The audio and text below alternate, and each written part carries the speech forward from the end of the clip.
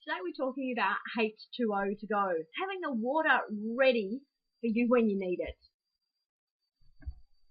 Because in the past, you might have felt in life that you felt fatigued, tired, really unable to do the activities that you want to in life, and therefore get the success that you're looking for.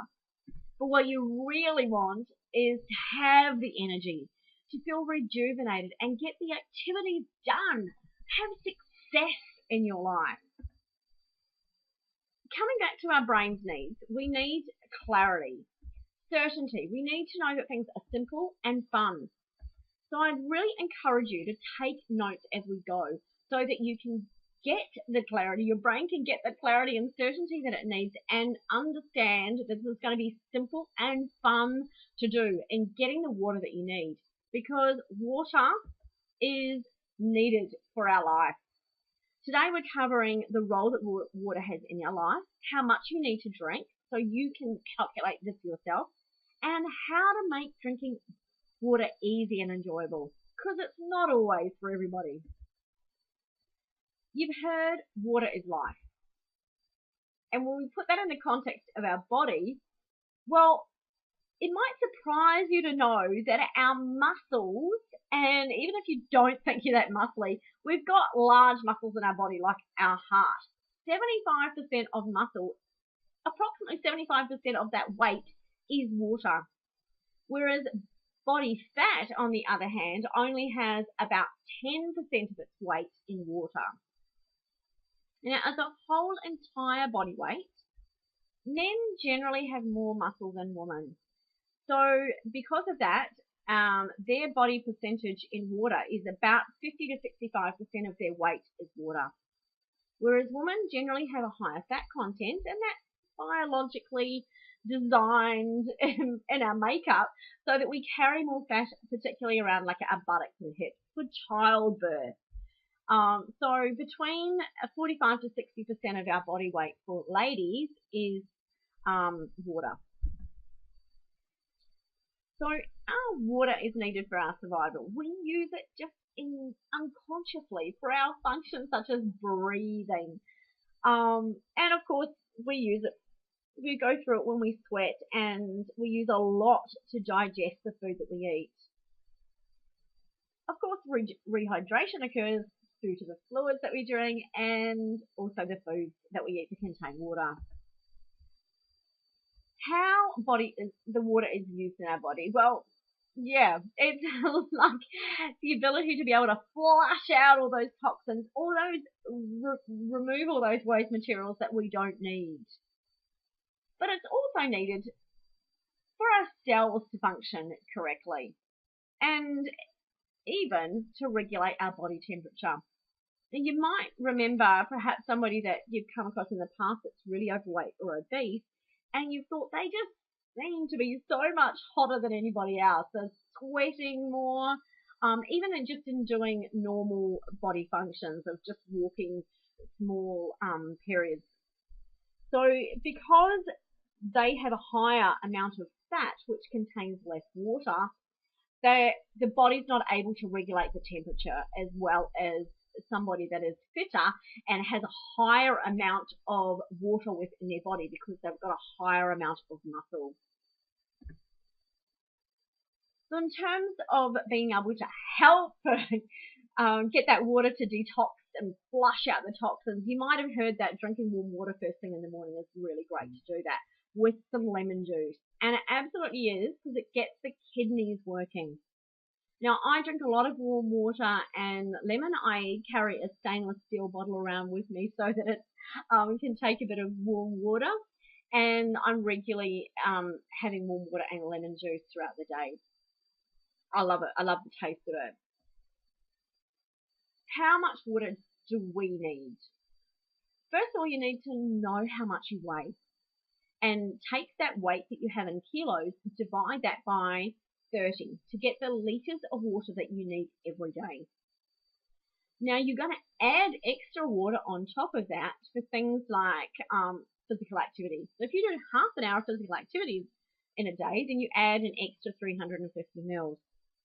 Then you might add extra water if you're a smoker or you've drunk alcohol, or even if you eat a lot of processed foods, then you might decide that you want to drink more water to help flush out the toxins in your body. So just an example, if you're 70 kilos, you divide that by 30, it comes to 2.33333 litres. And if you did half an hour of physical activity, you add an extra 350 mils. So that would come to 2.6833 litres of water that you would need to drink that day. So I ask you now to take a moment to reflect for yourself. How does this information benefit you? Do you know now how to calculate how much water you need? Perhaps this is the opportunity to actually do that calculation. I just ask you to take a moment to think about how this is a benefit to you.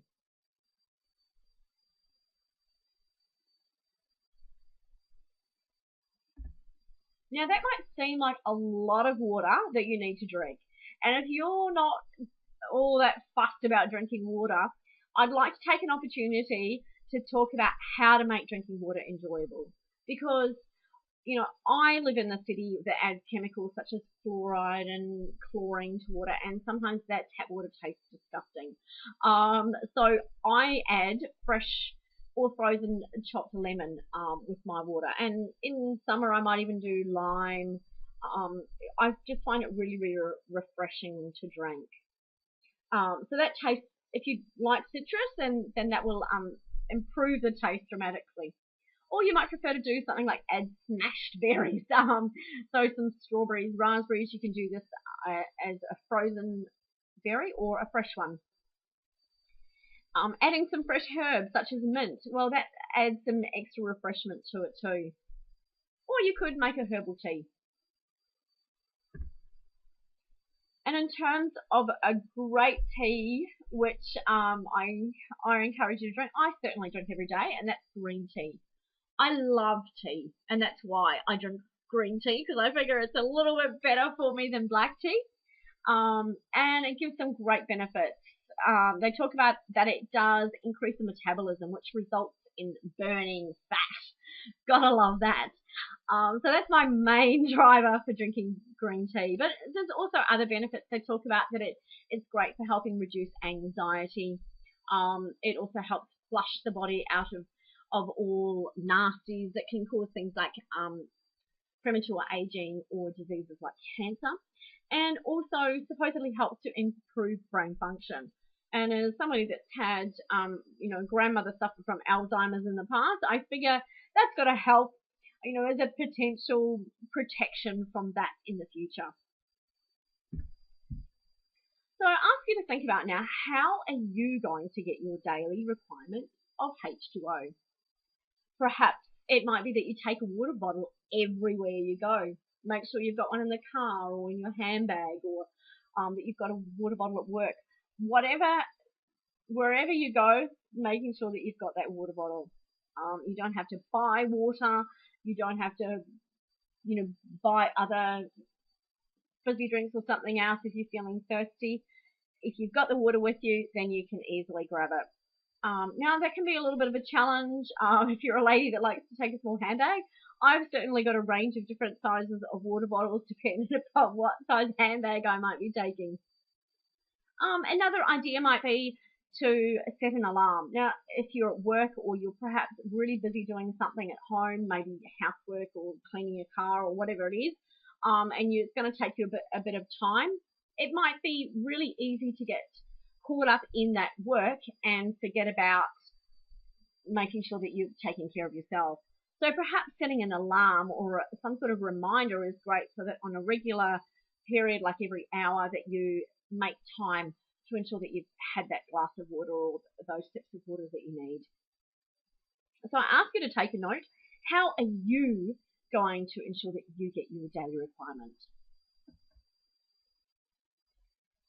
Now, to understand the signs of hydration, the mild signs firstly might be you're starting to feel thirsty, or you've got a dry mouth. This is your body screaming out to you, give me water. But it can also be perhaps something, feeling a little bit less, but you don't know the reason. You could be feeling sluggish, tired, or sleepy, and that could just be a sign that you need to hydrate.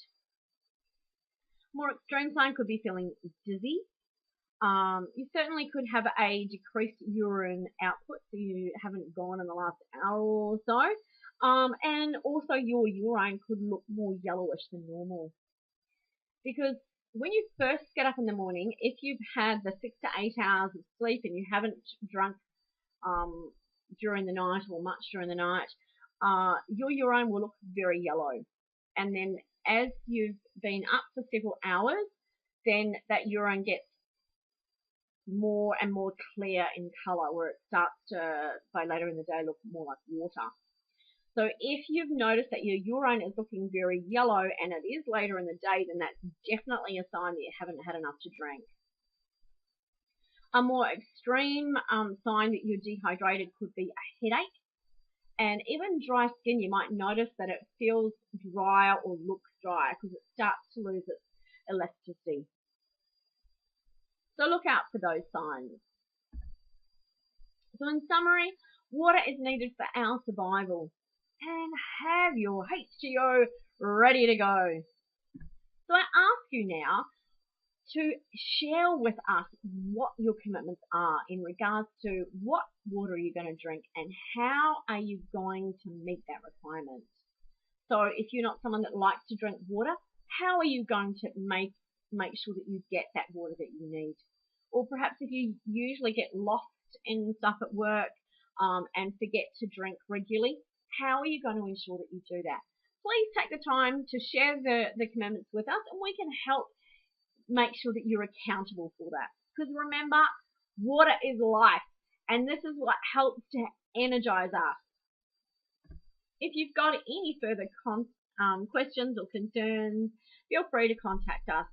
I look forward to talking to you again soon. Have a great day. Goodbye.